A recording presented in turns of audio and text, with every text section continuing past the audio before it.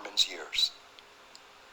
Carmen Ortiz diligently directed the choir throughout the period of the 1960s, 70s, and 80s. She was still a director in the early 90s. Carmen is still directing this choir with the same consistency and devotion that the past directors had. Carmen increased the list of selections with notable musicals such as Manda tu Luz, El Triunfo de la Cruz, y Los Cielos Proclaman la Gloria de Dios. The choir rehearsed for many days for this Easter classic, Los Cielos Proclaman la Gloria de Dios. When the day finally arrived, there was a great anticipation and excitement. The choir was in full regalia as they prepared to sing this very difficult but angelic melody. The song had many counterpoints, and the melodic phrases were magnificent. The congregation was very attentive this night. It was on Easter Sunday of 1974, and the choir began with a thunderous delivery, Los Cielos Proclaman la Gloria de Dios. This selection had 4 soloists, Margie and Blas Ortiz, along with Clarita Maldonado and Damaris Ramos. The existing recording is spellbinding for all who have ever heard it.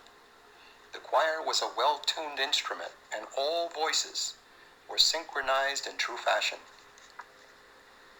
It was as if angels were surrounding them and aiding in additional voices. The faces of the congregation reflected a deep reverence. Many recalled the powerful song and the way the Spirit of the Lord manifested throughout the sanctuary. However, in 1975, the choir was scheduled to sing at Randall's Island. There was a Lidia Avila revival, and many churches were assembling. There was such anticipation in the choice of the selections for that evening. 2 songs were selected for the revival, Engrandecido sea Dios and Los Cielos Proclaman la Gloria de Dios. The choir had rehearsed for this event, but there were some problems with the second song. The timing and the counterpoints were not coming together in the rehearsals. There were also different soloists for this second time around. Nevertheless, the choir positioned themselves in the large platform overlooking the crowded stadium at Randall's Island. The choir was accompanied by the pastor, Reverend Barrios, who was sitting with the other ministers in a special box in front of the platform. The ministers were all asking, "Who is this choir? Whose choir is this?" The pastor joyously replied, "It's my choir. That choir is mine." And he was so proud of his beloved coro and repeated, "Ese es mi coro. Ese es mi coro."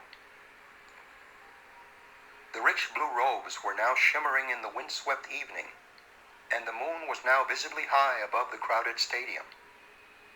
The choir sang Engrandecido sea Dios, and it was clear and powerful. This song was an old favorite, and it went very smooth.